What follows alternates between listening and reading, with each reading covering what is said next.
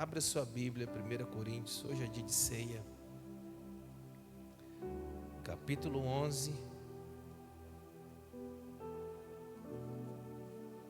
Nós vamos ler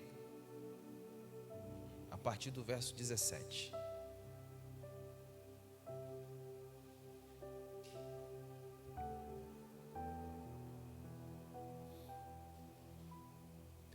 Primeiro Coríntios, capítulo 11, a partir do versículo 17.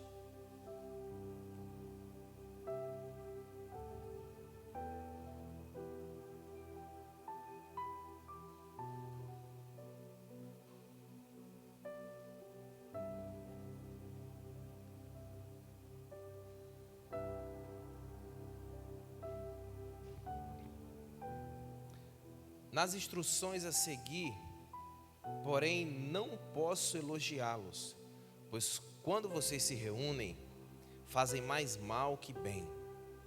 Primeiro, ouço que há divisões quando vocês se reúnem como igreja, e até certo ponto eu o creio.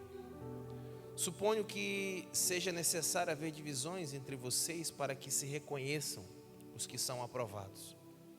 Quando vocês se reúnem, não estão interessados de fato na ceia do Senhor. Alguns de vocês se apressam em comer a própria refeição. Como resultado, alguns passam fome, enquanto outros ficam embriagados. Será que vocês não têm casa onde comer e beber? Ou querem mesmo envergonhar a igreja de Deus e humilhar os pobres? Que devo dizer? Querem que eu os elogie? Certamente não os elogiarei por isso. Pois eu lhe transmiti aquilo que recebi do Senhor. Na noite em que Jesus foi traído, ele tomou o pão, agradeceu a Deus, partiu e disse: este é o meu corpo que é entregue por vocês. Façam isto em memória de mim. Da mesma forma, depois da ceia, tomou o cálice e disse: este cálice é a nova aliança, confirmada com o meu sangue. Façam isto em memória de mim, sempre que o beberem, porque cada vez que vocês comem desse pão e bebem desse cálice, anunciam a morte do Senhor até que ele venha.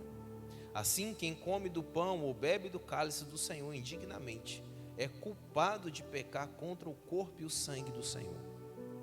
Portanto, examinem-se antes de comer do pão e beber do cálice, pois se comem do pão ou bebem do cálice sem honrar o corpo de Cristo, comem e bebem julgamento contra si mesmos.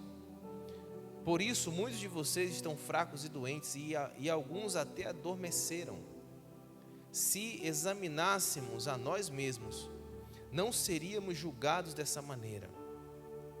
Mas, quando somos julgados pelo Senhor, estamos sendo disciplinados para que não sejamos condenados com o mundo.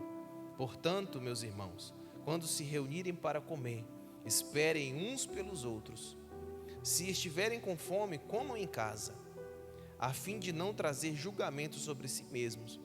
Ao se reunirem, eu lhes darei instruções a respeito de outros assuntos, depois que chegar aí. Amém? Lemos esse texto até o verso 34. E Paulo, ele escreve à igreja de Corinto, para corrigir sobre alguns problemas que aconteciam. Muitas pessoas dizem assim: pastor, a igreja de hoje é uma igreja complicada, né? Eu disse: não, é igual a de antigamente. Ah, pastor, estou procurando, eu quero uma igreja bíblica que não tenha problema. Eu disse: não, mas a igreja da Bíblia tem um monte de problema. Você vê o que Paulo escreve, corrigindo, trazendo correções para a igreja, não é brincadeira. Então a igreja bíblica, ela é cheia de problema. Ela precisa passar para que possa ser aperfeiçoada. Vai sendo revelados os problemas. Quando você vê muita calmaria na igreja, tem alguma coisa errada. Quando você vê as coisas está tudo dando muito certo, não, tem algum problema. Tem que começar a orar, começar a buscar: Senhor, traz uma confusãozinha aí, traz um problema aí, que é para poder a gente ir aperfeiçoando. Então Paulo, ele começa a escrever e trazer alguns problemas que aconteciam nessa igreja. Ele diz que as reuniões, o culto que eles faziam, mais faziam mal do que proporcionava um bem-estar. É como se você saísse da sua casa no domingo hoje, viesse para a igreja ruim, com problema, com a cabeça pesada, angustiado, amargurado, chegasse aqui, você encontrasse mais problemas, você saía pior do que você entrou. A reunião não trazia bem, trazia mal. Paulo disse que existiam divisões entre eles, que eles não estavam interessados no Senhor, não se preocupavam uns com os outros. Alguns comiam, outros passavam fome, porque dia de ceia era dia de cada um preparar um banquete e trazer para que em comunhão, em comunidade, pudessem celebrar a ceia do Senhor. Aí é como se fosse nos dias de hoje, aqueles que têm um pouco mais de recurso, eles preparam um prato mais chique, uma coisa mais requintada, um prato mais caro, compraria uma carne mais que a gente não come todos os dias, prepararia algo com camarão, o outro trazia algo chinês, uma comida japonesa, aí o outro que não tem dinheiro, ele trazia bolacha miragina de casa. Cada um trazia aquilo que tinha condições. E aqueles que não tinham recurso nenhum se apresentavam lá, porque muitas vezes era a única refeição de qualidade que eles faziam na semana. Mas como eles não estavam interessados uns pelos outros, quem trazia o seu banquete se assentava à mesa, já começava a comer, não esperava pelos outros. E muitos pobres chegavam nas reuniões, já esperando em fazer uma refeição boa, e iam embora sem comer nada. Porque a igreja ela não esperava, não havia amor entre eles, que deveriam beber um pouco de vinho para participar da ceia, e eles se embriagavam. Não era esse o propósito. E Paulo vem trazendo esses problemas. E nós precisamos entender que se assentar à mesa, participar da ceia do Senhor, é um privilégio que nós temos, mas também é uma responsabilidade que vem sobre a nossa vida. O alimento que ele é oferecido não é um alimento físico, que vai alimentar o nosso corpo, mas é um alimento espiritual que vai alimentar a nossa fé.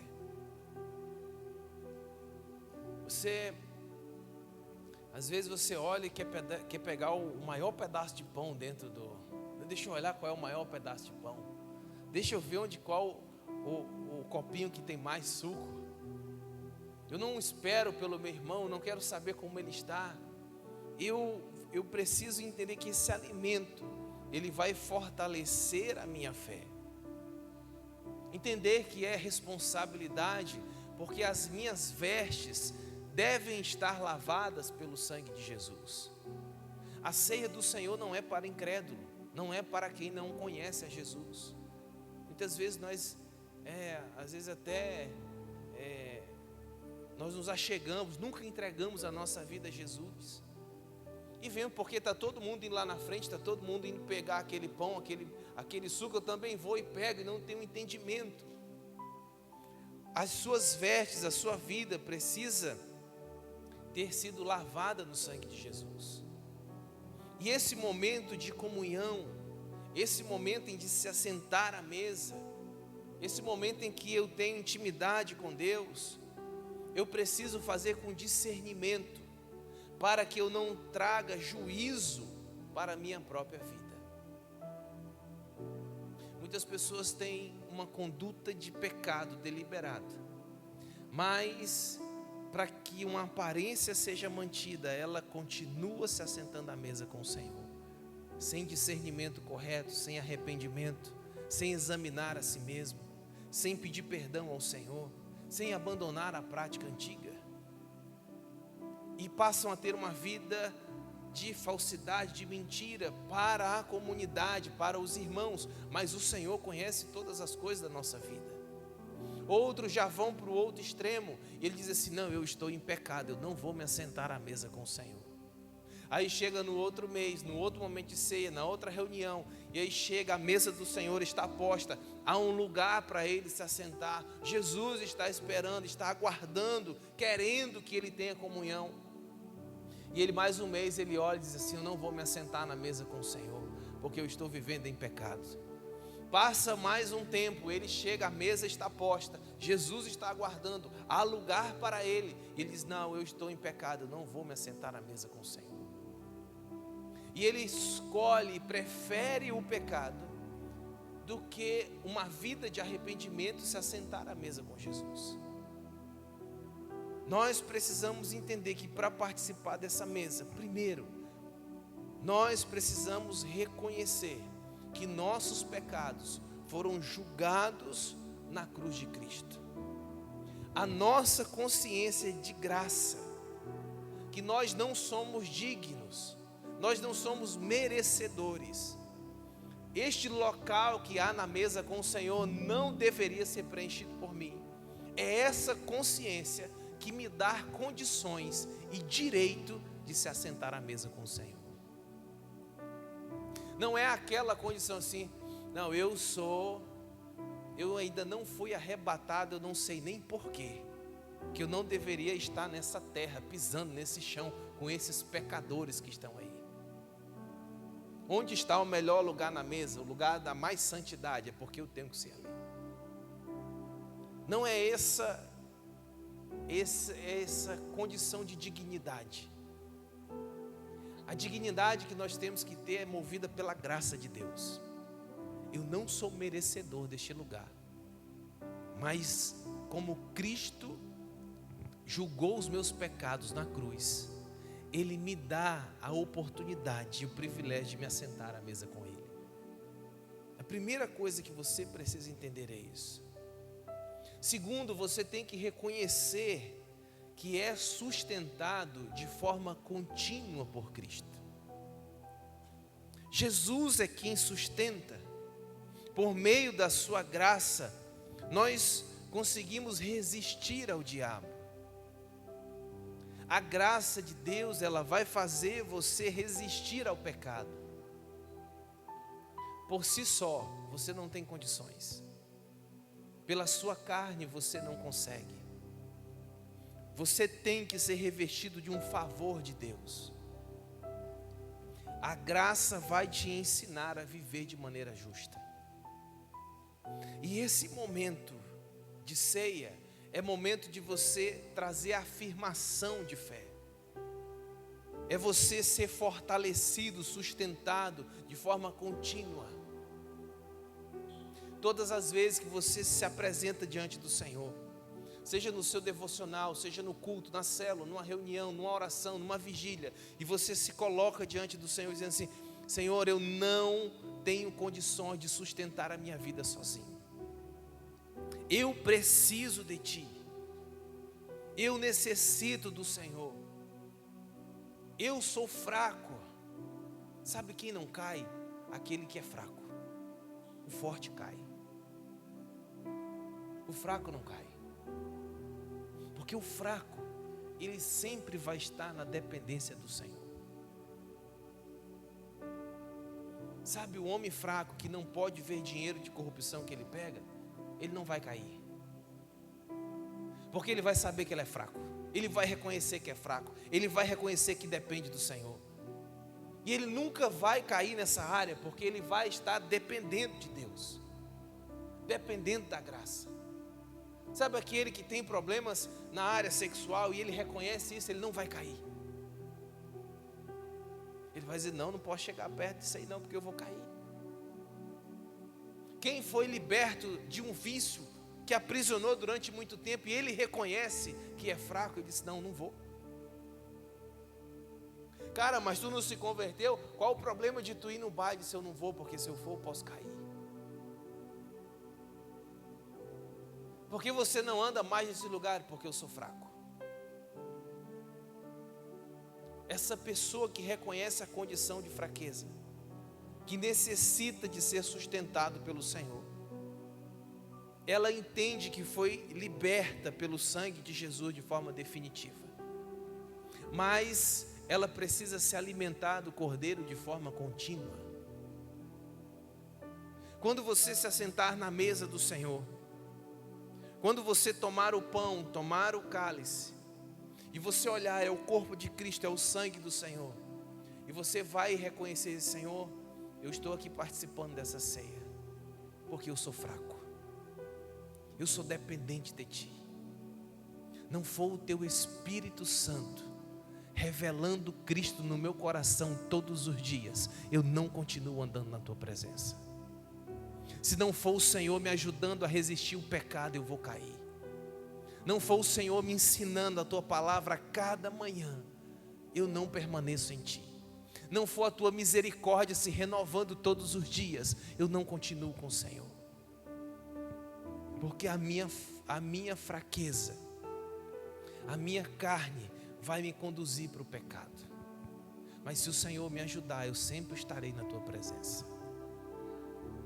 Quando você tem esse coração, você permanece sendo sustentado continuamente pelo Senhor. E o terceiro que Paulo fala nesse texto que nós lemos: nós precisamos amar os nossos irmãos. Jesus disse que nós precisamos amar os nossos inimigos. Mas muitos de nós não conseguem amar nem os irmãos. Não vamos pensar nem nos inimigos. Os irmãos, muitas vezes eu não estou conseguindo amar.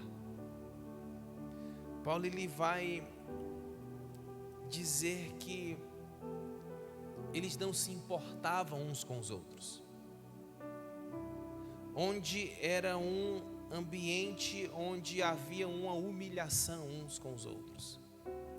Não havia amor entre eles. Não havia comunhão entre eles. E é um grave pecado você se assentar na mesa com Jesus, com pendências com seus irmãos. Se você tem algo no seu coração, se você tem alguma pendência contra alguém, antes de você se assentar na mesa com o Senhor, você precisa resolver essa pendência. Não importa se você está certo ou se você está errado, você precisa resolver. Se você tiver que pedir perdão, peça perdão. Se você tiver que perdoar, perdoe. Se você tiver que se humilhar, se humilhe. Se você tiver que dar o braço a torcer, dê o braço a torcer. Se você tiver que dar o primeiro passo, dê o primeiro passo. Porque Paulo ele vai dizer assim, ó: por isso muitos de vocês estão fracos e doentes, e alguns até adormeceram, alguns já morreram. Porque não havia amor, havia pendências. Paulo chega a tratar as pessoas que não conseguem ter comunhão com os irmãos como pessoas que desonram o corpo. Se você tem uma pendência contra alguém, se o teu coração está apertado, está machucado, você feriu ou foi ferido, e você não tem comunhão com as pessoas, com seus irmãos, e você procura a mesa do Senhor, você age com desonra. Você está desonrando o Senhor. E por último, a ceia ela vai falar sobre o passado e ela vai falar sobre o nosso futuro. No verso 26 ele diz que cada vez que vocês comem do pão e bebem do cálice, anunciam a morte do Senhor.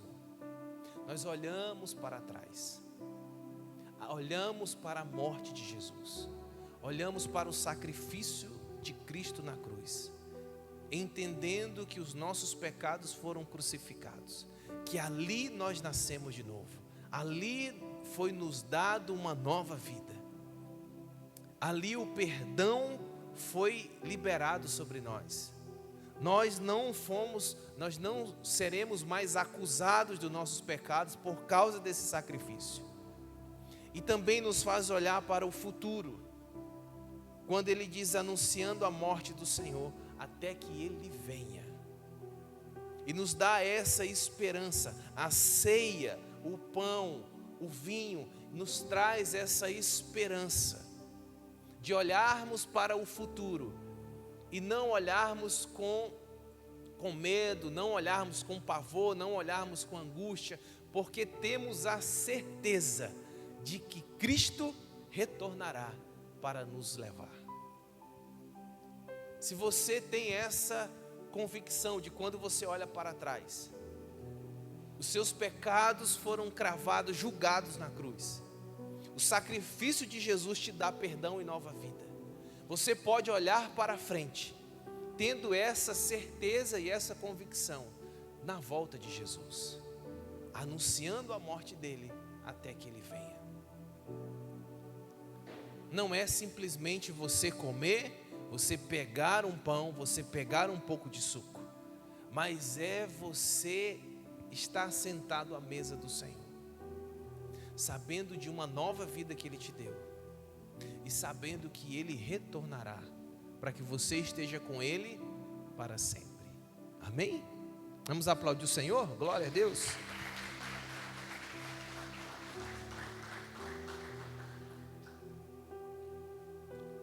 Fica de pé.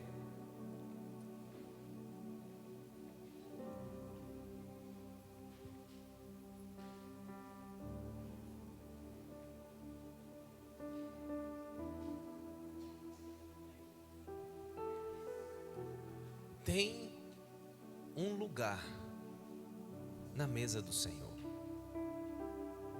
Tem um lugar para você. Um lugar reservado por Deus. Um lugar preparado para você. Há um banquete espiritual preparado para que você possa desfrutar. Você só precisa se aproximar dessa graça, dessa mesa, entendendo a graça de Deus. Se aproximar dessa mesa com o coração quebrantado, com o coração onde você reconhece que é pecador, que você necessita de Cristo, você necessita do perdão. Paulo ele diz: não coma antes de você examinar a sua vida. E aí você não precisa olhar para a vida de mais ninguém, somente para a sua. Não importa como ela esteja, importa se você vai examinar. Importa se você vai olhar para dentro de si. Você vai olhar para a sua vida e você vai reconhecer que você necessita de Cristo. Que você possa ter um tempo nesse momento, onde você possa olhar para a sua vida e você possa ter esse tempo de oração, onde eu não quero te conduzir a orar de forma alguma, mas eu quero que você tenha liberdade para você reconhecer, para você orar, para você buscar a Deus e você reconhecer os seus pecados, se arrepender da sua culpa, se arrepender dos seus erros, que você possa orar ao Senhor, que você possa dizer a Ele: Pai, eu pequei contra Ti. Querido Deus, eu cometi falhas, eu cometi pecados, eu desobedeci a Tua palavra, eu não honrei o Teu nome, eu não honrei o Senhor, eu caí nos prazeres, eu caí nessa vida de pecado, mas hoje, Senhor, hoje eu me coloco diante de Ti, eu reconheço que eu necessito do Teu perdão, eu reconheço que eu sou fraco, eu reconheço que